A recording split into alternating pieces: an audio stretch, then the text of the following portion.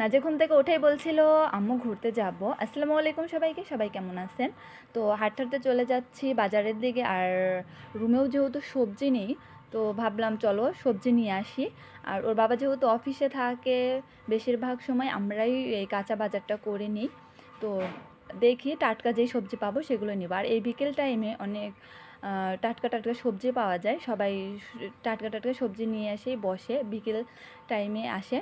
আর ওনারা হয়তো বা এটা বাড়িতেই চাষ করে, মানে বসত বাড়িতে হয়তো বা খালি জায়গা পড়ে থাকে, ওইখানেই চাষ করে এই সবজিটা।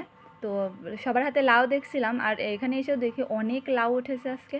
তো একটা লাউ নিয়ে নিয়েছি, নাজির হাতে দেখতেই পাচ্ছেন একটা লাউ। এই লাউটা মাত্র 30 টাকা দিয়ে নিয়েছিলাম। মনে হলো অন্য দিনের থেকে আজকে লাউয়ের দামটা একটু কমই নিল। তো এখান থেকেও কিছু সবজি নিয়ে নিলাম। নেওয়ার পরে ভাইয়াটাকে বললাম, ভাইয়া এই জিনিসগুলো একটু রেখে দেন, আমরা একটু ঘুরে আসি। তো মেয়েকে কিছু কিনে দিলাম। উনি ডেইরি মিল্ক নিল, আর ছাতা চকলেটের মতো মানে জুসের মতো একটা কিছু একটা নিল। নিয়ে চলে গেলাম আমরা ঘুরতে। হাঁটতেছিলাম তো আমার মেয়ে বলতেছিল যে আম্মু, আমি একটা ডেইরি মিল্ক নিয়েছি আর ছাতা চকলেট। ও এটা অবশ্য ছাতা ক্যান্ডি বলতেছিল, যেমন ছাতা ক্যান্ডি নিয়েছি, কিন্তু এটার মধ্যে একটু পানীয় জাতীয় কিছু একটা ছিল।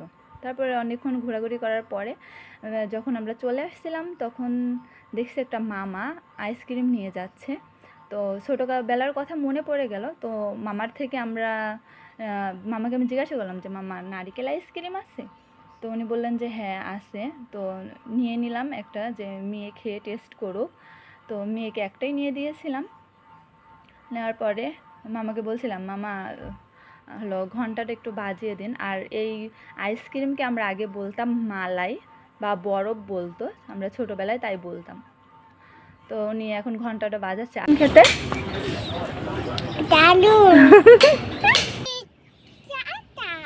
তুমি এখন কোথায় যাবা?